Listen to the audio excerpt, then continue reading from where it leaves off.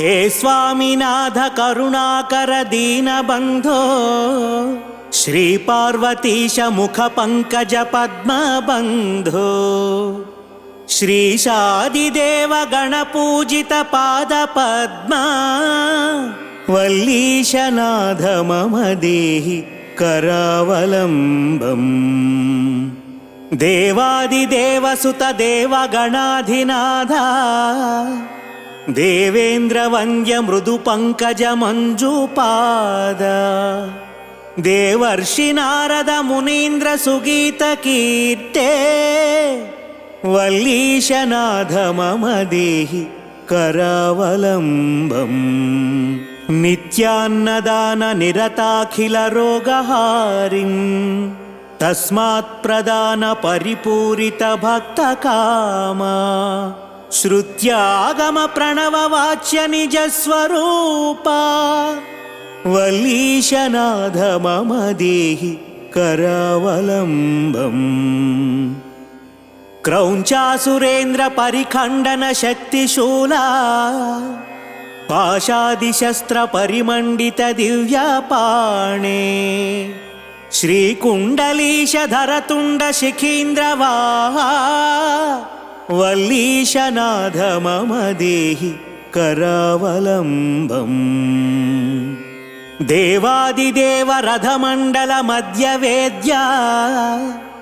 देवेन्द्रपीठ नगरं दृढचापहस्तम् शूरं निहत्य सुरकोटिभिरीड्यमाना वल्लीशनाथ मम देहि करावलम्बम् हीरादिरत्नमणियुक्त किरीटहारा केयूरकुण्डल लसत्कवचाभिरामम् हे वीरतारक जयामर बृन्दवन्द्या वल्लीशनाथ मम देहि करावलम्बम् पञ्चाक्षरादिमनुमन्त्रित गाङ्गतोयैः पञ्चामृतैः प्रमुदितेन्द्रमुखैर्मुनीन्द्रैः पट्टाभिषिक्त हरियुक्त परासनाथ वल्लीशनाथ मम देहि करावलम्बम् श्रीकार्तिकेय करुणामृत पूर्णदृष्ट्या कामादिरोग कलुषीकृत दुष्टचित्तम् सिक्वा तु मामवकलाधर कान्तिकान्त्या वल्लीशनाथ मम देहि करावलम्बम् सुब्रह्मण्याष्टकमिदं प्रातरुत्थाय पठेत् कोटिजन्म कृतं पापं तत्क्षणादेव नश्यति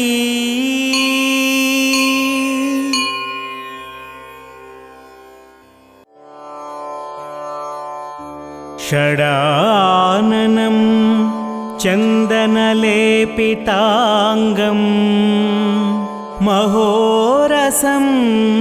दिव्यमयूरवाहनं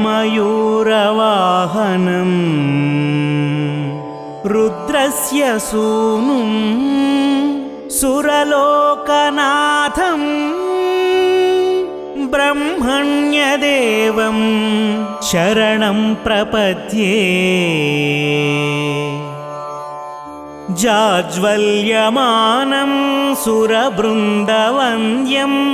कुमारधारातटमन्दिरस्थं कन्दर्परूपं कमनीयगात्रं ब्रह्मण्यदेवं शरणं प्रपद्ये द्विषड्भुजं द्वादश दिव्यनेत्रम् त्रयीतनुं शूलमसीदधानम् शेषावतारं कमनीयरूपं ब्रह्मण्यदेवं शरणं प्रपद्ये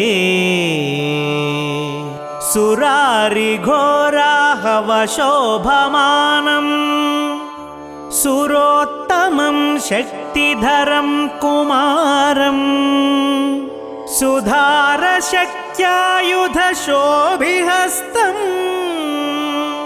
ब्रह्मण्यदेवं शरणं प्रपद्ये ब्रह्मण्यदेवं शरणं प्रपद्ये इष्टार्थसिद्धिप्रदमीशपुत्रम् इष्टान्नदं भूसुरकामधेनुम् गङ्गोद्भवं सर्वजनानुकूलम् ब्रह्मण्यदेवं शरणं प्रपद्ये ब्रह्मण्यदेवं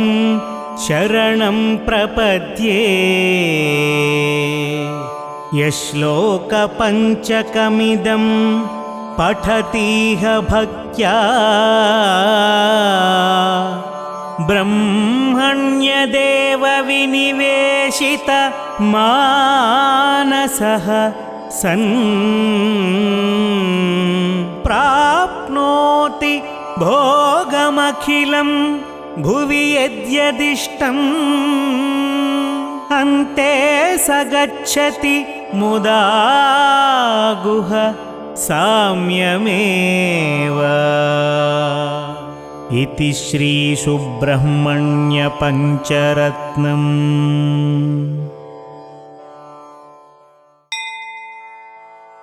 ऋणविमोचन अङ्गारकस्तोत्रम्। स्कन्द उवाच ऋणग्रस्तनराणां तु ऋणमुक्तिः कथं भवेत्। ब्रह्मोवाच वक्ष्येऽहं सर्वलोकानां हितार्थं हितकामदम्। अस्य श्री अङ्गारकस्तोत्र महामन्त्रस्य गौतम ऋषिः अनुष्टुप् अंगारको देवता मम ऋणविमोचनार्थे जपे विनियोगः ध्यानम्। रक्तमाल्याम्बरधर शूलशक्तिगदाधरः चतुर्भुजो मे शगतो वरदश्च धरासुतः। मङ्गलो भूमिपुत्रश्च ऋणहर्ता धनप्रदः। स्थिरासनो महाकाय सर्वकर्मावबोधकः। लोहितो लोहिताङ्गश्च सामगायी कृपाकरः। धर्मराजः कुजो भौमो भूमिजो भूमिनन्दनः। अंगारको यमश्चैव सर्वरोगापहारकः। सृष्टिकर्तापहर्ता च सर्वकामफलप्रदः। भूतिदो ग्रहपूज्यश्च वक्त्रो रक्तवपुः प्रभुः। एतानि कुजनामानि यो नित्यं प्रयतः पठेत् ऋणं न जायते तस्य धनं प्राप्नोत्यसंशयम्। रक्तपुष्पैश्च गन्धैश्च दीपधूपादिभिस्तथा मङ्गलं पूजयत्वा तु मङ्गलेहनि सर्वदा। ऋणरेखाः प्रकर्तव्याः दग्धाङ्गारैस्तदग्रतः। 27 नामानि पठित्वा तु तदन्दिके ताश्च प्रमार्जयेत् पश्चाद्वामपादेन संस्पृशन्। एवं कृत्वा न सन्देहो ऋणहीनो धनी भवेत्। भूमिजस्य प्रसादेन ग्रहपीडा विनश्यति। येनार्जिता जगत्कीर्तिर्भूमिपुत्रेण शाश्वती। शत्रवश्च हता येन भौमेन महितात्मना। सप्रीतायां तु भौमोऽद्य तुष्टो भूयात् सदा मम। अंगारकमहीपुत्र भगवन् भक्तवत्सला। नमोऽस्तु ते ममाशेष ऋणमाशु विमोचय। भूमिपुत्र महातेज स्वेदोद्भव पिनाकिनः। ऋणार्तस्वां प्रसन्नोऽस्मि गृहाणार्घ्यं नमोऽस्तु ते इति ऋणविमोचन अंगारकस्तोत्रम्।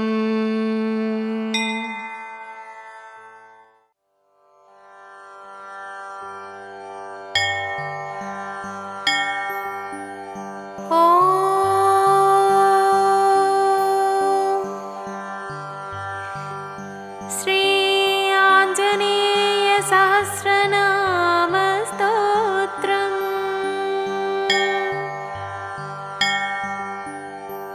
हनुमान् श्रीप्रदो वायुपुत्रो रुद्रो नयोजरः अमृत्युर्वीरवीरश्च ग्रामवासो जनाश्रयः धनधो निर्गुणाकारो वीरो निधिपतेर्मुनिः पिङ्गाक्षो वरदो वाग्मी सीताशोकविनाशनः शिवः सर्वः परो व्यक्तो व्यक्ताव्यक्तो धराधरः पिङ्गकेशः पिङ्गरोमा श्रुतिगम्यः सनातनः अनादि भगवान् दिव्यो विश्वहेतुर्नराश्रयः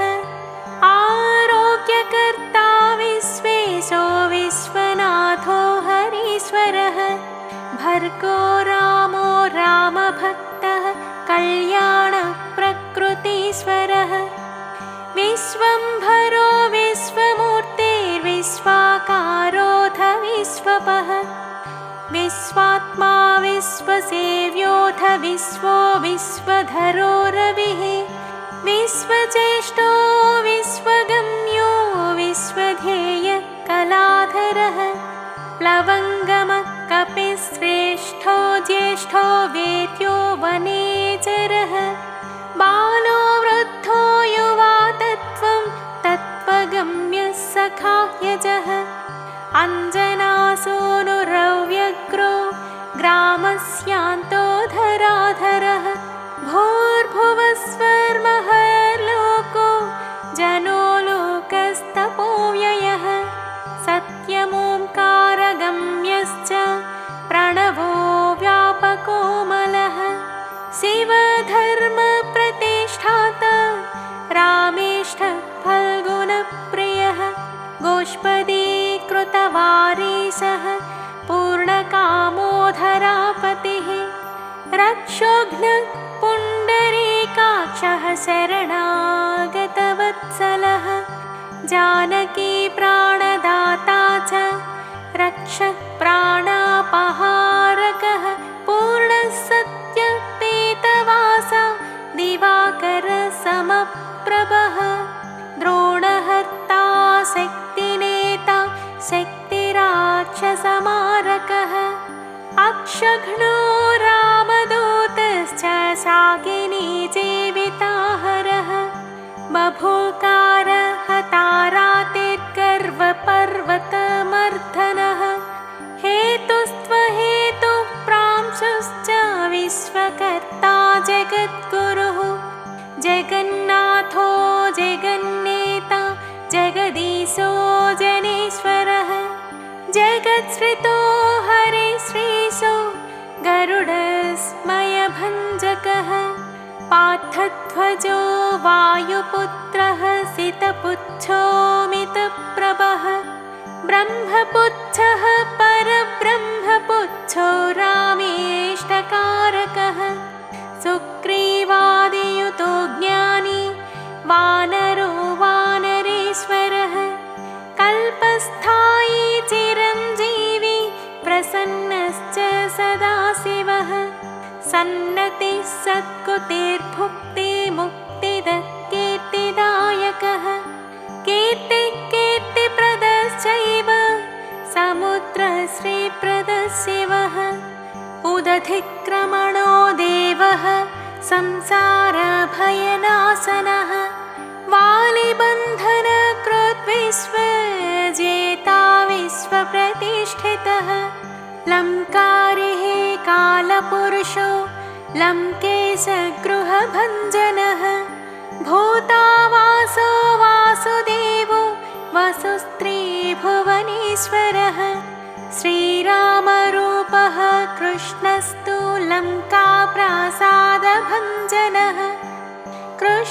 कृष्णस्तुतः शान्तः शान्तिदो विश्वभावनः विश्वभोक्ताथमारघ्नो ब्रह्मचारी जितेन्द्रियः ऊर्ध्वगोलाङ्गुलीमाली लाङ्गूलाहतराक्षसः समीरतनुजो वीरो वीरमारो जयप्रदः जगन्मङ्गलदः पुण्यः पुण्यश्रवणकीर्तनः पुण्यकीर्ते पुण्यगीते जगत्पावन पावनः देवेशोमितरोमाथ रामभक्ताविधायकः ध्याता ध्येयो जगत्साक्षी चेता चैतन्यविग्रहः ज्ञानद प्राणो जगत्प्राणः समीरणः विभीषणप्रियः शूरः पिप्पलाश्रयसिद्धिदः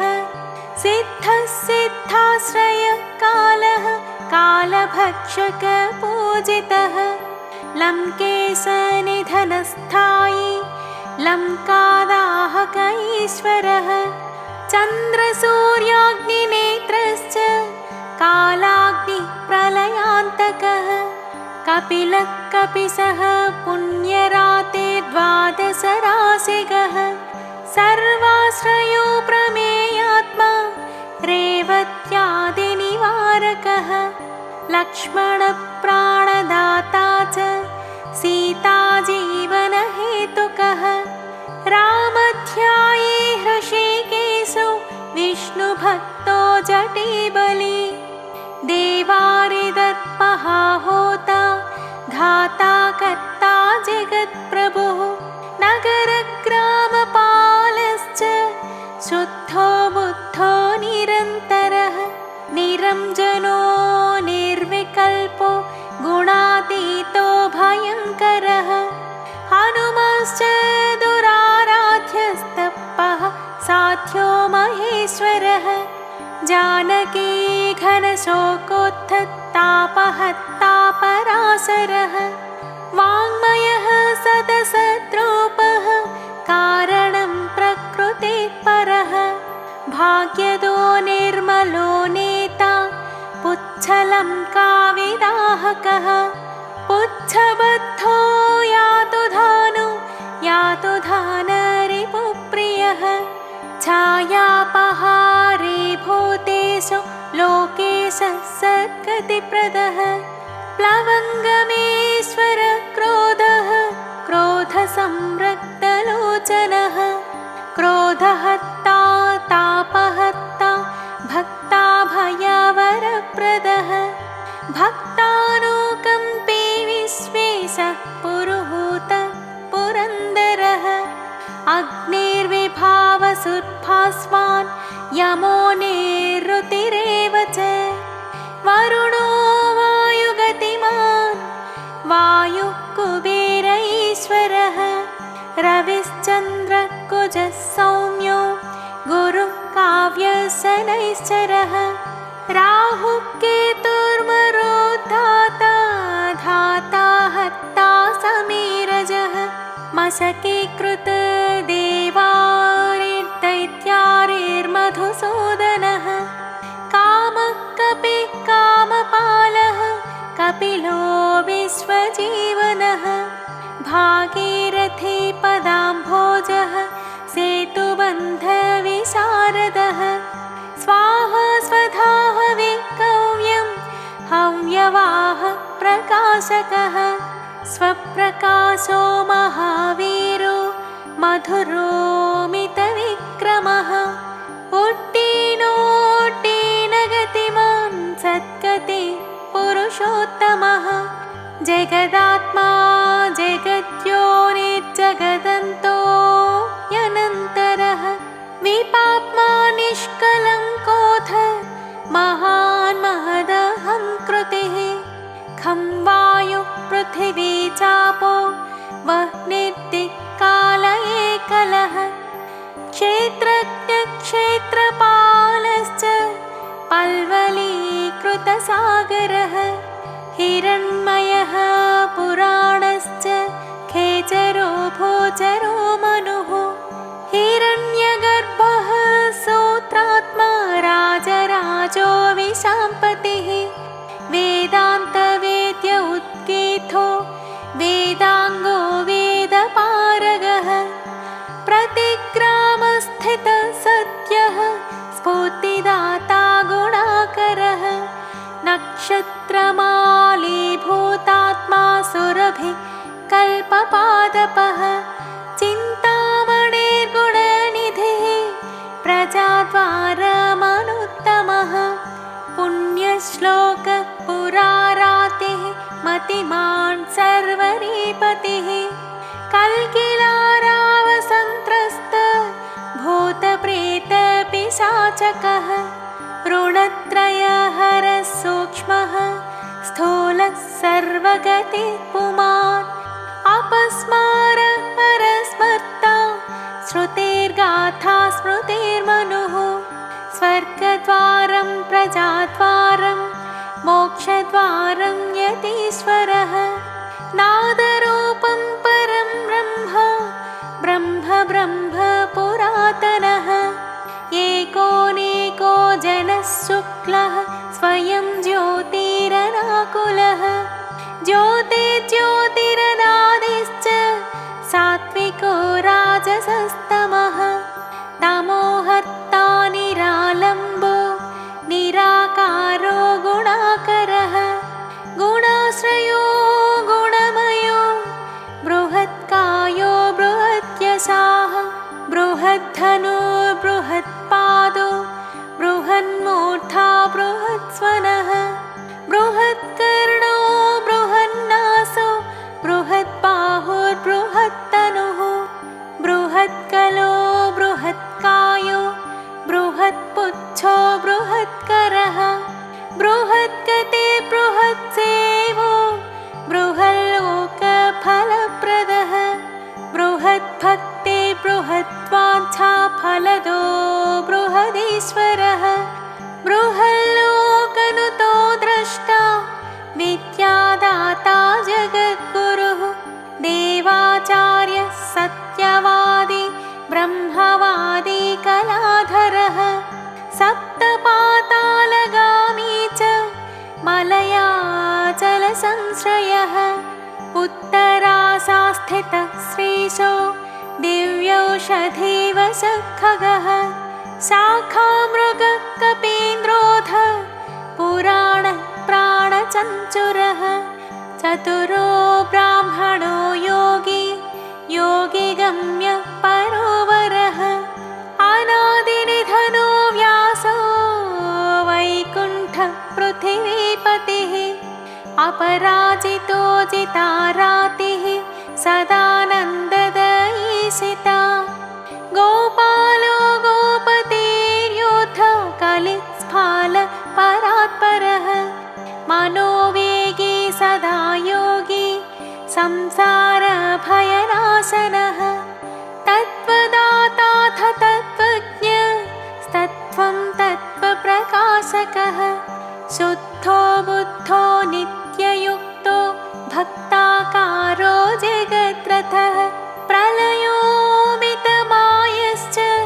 मायातीतो विमत्सरः मायानिश्चितरक्षाश्च मायानिर्मितविष्टपः मायाश्रयश्च निर्लेपो मायानिर्वर्तकः सुखे सुखं सुखप्रदो नागो महेशकृतसंस्तवः माहेश्वरः सत्यसन्धः शरभः कलिपावनः रसोरसज्ञः सन्मानो रूपं चक्षुश्रुतिरवः घ्राणं गन्धस्पर्शनं च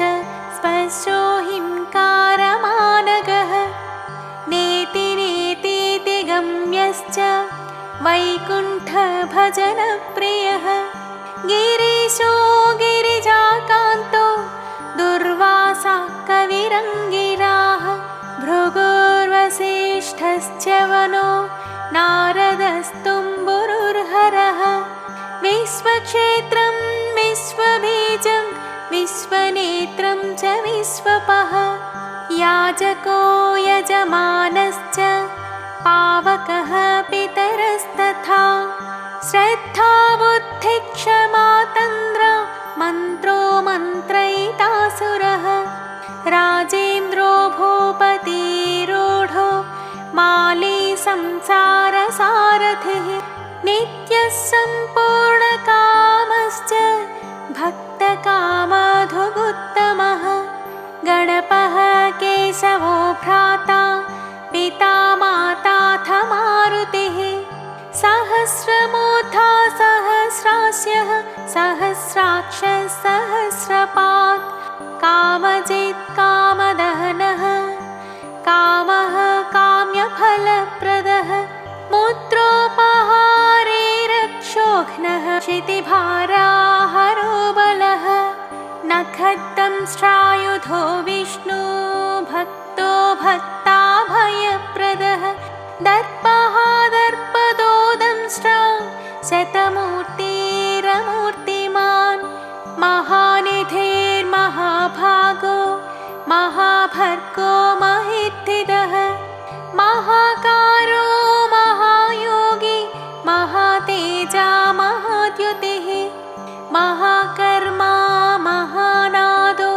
महामन्त्रो महामतिः महासमो महोदारो महादेवात्मको विभुः रुद्रकर्मा क्रूरकर्मा रत्ननाभकृतागमः अम्भोधिलङ्घनसिद्धः सत्यधर्मा प्रमोदनः जितामित्रो जयः सोमो विजयो वायुवाहनः जीवो धाता सहस्रांशुर्मुकुन्दो भूरिदक्षिणः सिद्धार्थः सिद्धिदः सिद्धः सङ्कल्पसिद्धिहेतुकः सप्तपातालचरणः सप्तर्षिगणवन्दितः सप्ताब्धिलङ्घनो वीरः सप्तद्वीपोरुमण्डलः सप्ताङ्गराज्यसुखदः सप्तमात्रो निषेवितः सप्तलोकैकमकुटः सप्तहोत्रस्वराश्रयः सप्तसामोपगीतश्च सप्तपातालसंश्रयः सप्तच्छन्दो निधिः सप्तछन्दः सप्तजनाश्रयः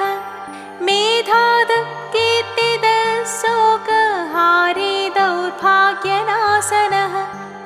सर्ववश्यकरो गर्भ दोषः पुत्रपौत्रदः प्रतिवादी मुखस्तम्भो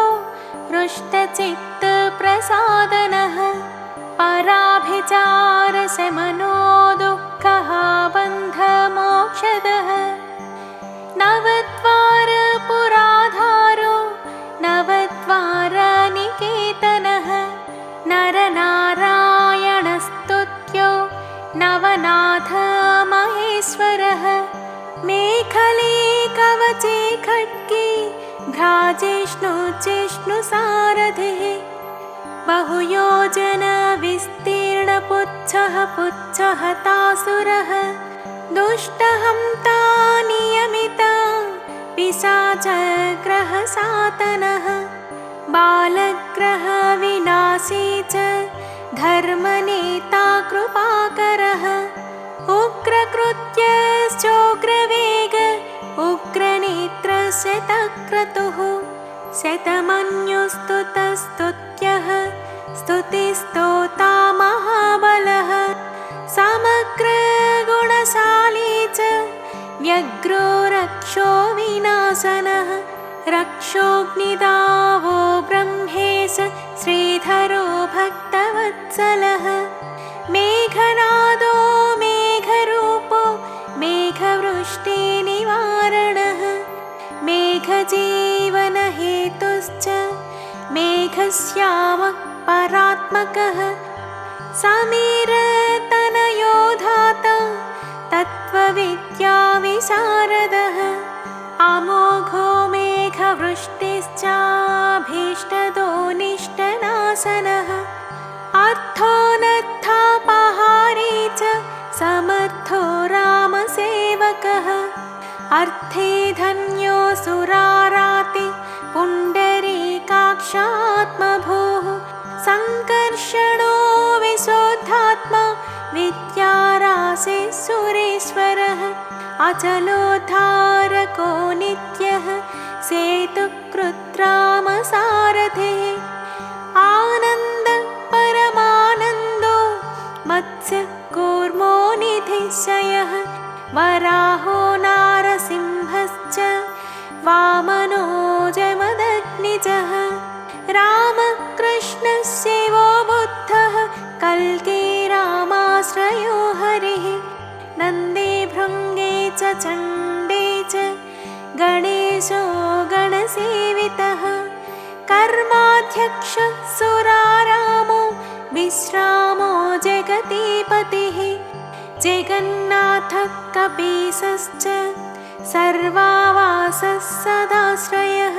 सुग्रीवादिस्तुतोदान्तः सर्वकर्माप्लवङ्गमः नखदारितरक्षश्च नखयोद्धाविशारदः कुशलः सुधनः शेषो वासुकिस्तक्षकस्तथा स्वर्णवर्णो बलाढ्यश्च पुरुजेताघनाशनः कैवल्यदीपः कैवल्यो गरुडः पन्नगो गुरुः क्लीक्लीरावहताराति गर्वः पर्वतभेदनः वज्राङ्गो वज्रवक्त्रश्च भक्तवज्रनिवारकः नखायुधो मणिग्रीवो ज्वालामाली च भास्करः प्रौढप्रतापस्तपनो भक्ततापनिवारकः शरणं जीवनं भोक्ता नानाचेष्टोऽथ चञ्चलः स्वस्थस्त्वस्वास्थ्यः दुःख सातनः पवनात्मजः पवनः पावनः कान्तो भक्ताङ्गः सहनो बलः मेघनादरिपुर्मेघनादसंहृतराक्षसः क्षरोक्षरो विनीतात्मा वानरेशः सताङ्गतिः श्रीकण्ठस्थितिकण्ठश्च सहायः सहनायकः अस्थूलस्त्वलनुर्भर्गो देवसंश्रुतिनाशनः अध्यात्मवेद्यासारश्चाप्यध्यात्मकुशलः सुधेः अकल्मषः सत्यहेतुः सत्यदः सत्यगोचरः सत्यगर्भः सत्यरूपः सत्यः सत्यपराक्रमः अञ्जनाप्राणलिङ्गं च वायुवंशोद्भवश्रुतिः भद्ररूपो रुद्ररूपः स्वरूपश्चित्ररूपधृक् मैनाकवन्दितः सूक्ष्मदर्शनो विजयो जयः क्रान्तदिङ्मण्डलो रुद्रः प्रकटीकृतविक्रमः कम्बुकण्ठः प्रसन्नात्मा ह्रस्वनासो वृकोदरः लम्बोष्ठः कुण्डलीचित्रमाली योगविदाम्बरः विपश्चित् कविरानन्द विग्रहो नल्पनासनः फाल्गुनी सूनुरव्यग्रो योगात्मा योगतत्परः योगविद्योगकर्ता च योगयोनिर्दिगम्बरः अकारादीक्षकारान्त वर्णनिर्मितविग्रहः उलूखलमुखसिद्धसंस्तुतः परमेश्वरः श्लिष्टजङ्घः श्लिष्टजानुः श्लिष्टपाणिशिखाधरः सुशर्मामितधर्मा च नारायणपरायणः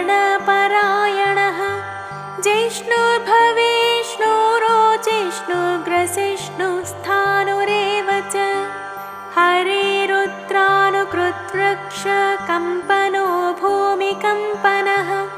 गुणप्रवाहः सूत्रात्मा वीतरागस्तुतिप्रियः नागकन्याभयध्वंसी कृतपूर्णकपालभृत् अनुकूलोऽक्षयोपायो न पायो वेदपारगः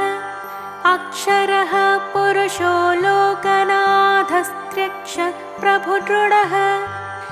अष्टाङ्गयोगफलभोः सत्यसन्धः पुरुष्टुतः श्मशानस्थाननिलयः प्रेतवित्रावणक्षमः पञ्चाक्षरः परपञ्चमातृको रञ्जनोध्वजः योगिनी वृन्दवन्द्यश्रीः शत्रुघ्नोऽनन्तविक्रमः ब्रह्मचारीन्द्रियवपुद्रुतदण्डोदशात्मकः अप्रपञ्चः सदाचारः शूरसेनो विदारकः बुद्धप्रमोद आनन्दः सप्तजिह्वपतिधरः नवद्वारपुराधारः प्रत्यग्रः सामगायनः षट्चक्रधामा स्वर्लोकभयहृन्मानदो मदः सर्ववश्यकरः शक्तिरनन्तोऽनन्तमङ्गलः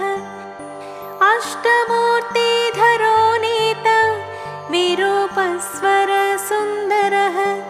धूमकेतुर्महाकेतुः सत्यकेतुर्महारथः नन्दीप्रियस्वतन्त्रश्च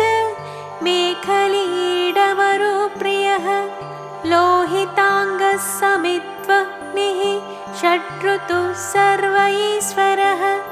फलभुक्फलहस्तश्च सर्वकर्मफलप्रदः धर्माध्यक्षो धर्मफलो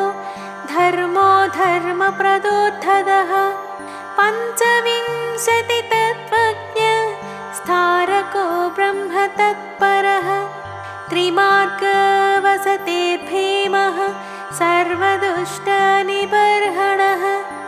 ऊर्जस्वामी जलस्वामी शूलीमालिनिशाकरः रक्ताम्बरधरो रक्तो रक्तमाल्यविभूषणः वनमाली शुभाङ्गश्च श्वेतश्वेताम्बरो युवा जयो जेयपरिवारः सहस्रवदनः कविः शाकिनी डाकिनी यक्षरक्षो भूतप्रभञ्जनः सत्यो जातः कामगते ज्ञानमूर्तिर्यशस्करः शम्भुतेजः सार्वभौमो विष्णुभक्तप्लवङ्गमः चतुर्णवति मन्त्रज्ञः पौलस्त्यबलदर्पः सर्वलक्ष्मीप्रदः श्रीमानङ्गदप्रियवर्धनः स्मृतिबीजं सुरेशानः संसारभयनाशनः उत्तमः श्रीपरिवारः श्रीभूरुग्रश्च कामधुः सदा गतिर्मातरिस्पारामपादाब्जः षट्पदः नीलप्रियो नीलवर्णो नीलवर्णप्रियः सुहृत् रामदूतो लोकबन्धुरन्तरात्मा मनोरमः श्रीरामध्यानकृद्वीरः सदा किं पुरुषस्तुतः रामकार्यान्तरङ्गश्च शुद्धिर्गतिरणामयः पुण्यश्लोकः परानन्दः परेशप्रियसारथिः लोकस्वामी मुक्तिदाता सर्वकारणकारणः महाबलो महावीरः पारावारगतिर्गुरुः तारको भगवांस्त्राता स्वस्तिदाता सुमङ्गलः समस्तलोकसाक्षी च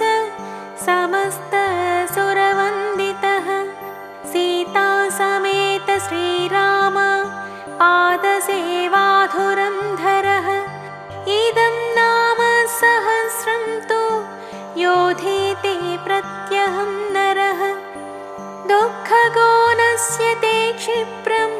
सम्पत्तिर्वर्तते चिरं वश्यं चतुर्विधं तस्य भवत्येव न संशयः राजानो राजपुत्राश्च राजकीयाश्च मन्त्रिणः त्रिकालं पठनादस्य दृश्यं ते च त्रिपक्षतः अश्वत्थमूले जपतां नास्ति वैरिकृतं भयं त्रिकालपठनादस्य सिद्धिः स्यात् करसंस्थिता ब्राह्मे मुहूर्ते चोत्थाय प्रत्यहं यः पठेन्नरः ऐहिकामुष्मिकान् सोऽपि लभते नात्र संशयः सङ्ग्रामे सन्निविष्टानां वैरिवित्रावणं भवेत् ज्वरापस्मारशमनं गुल्मादिव्याधिवारणं साम्राज्यसुखसम्पत्तिदायकं जपतां नृणां य इदं पठते नित्यं पाठयेत्वा समाहितः सर्वान् कामानवाप्नोति वायुपुत्रप्रसादतः इति श्रीहनुमत्सहस्रनामस्तोत्रम्।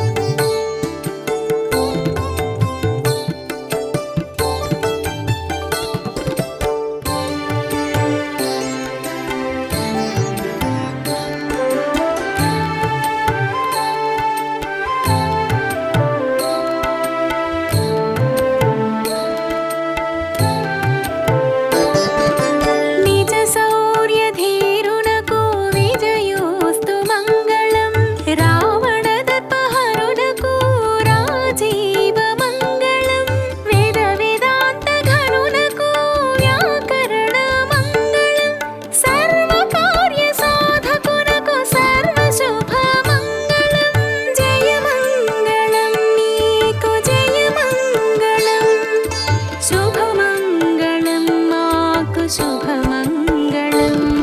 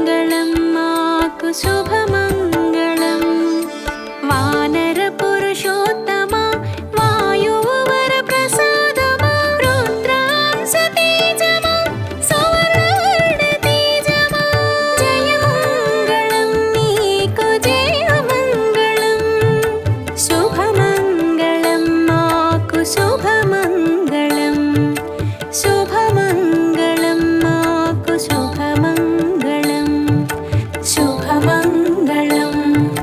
शुभमङ्गलम् शुभ